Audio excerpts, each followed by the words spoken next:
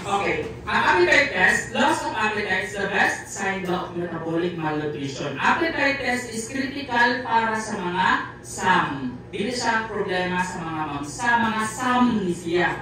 It helps distinguish whether kanang bata nga SAM needs siya og referral sa outpatient or sa inpatient. In or out. So, kanta na yun si Bijuki na yun siya. Kung sino sa Venus, mag-Bijuki.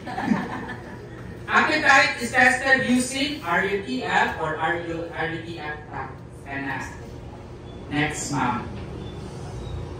Okay, next lang na siya, ma'am. Natay video, anak, Lara. Next lang. Next. Oh, balikan. Ito lang. Balisata. Natay video, karutaw-taw na itong testing of your appetite of the child in SAM. Kung pila kalamoy, lamoy. The child takes 3 to 4 mouthful or more ng RUTF. Matawag na ito siya nga PAS. 3 to 4 or more. Basta bulamoy ang bata within 30 minutes.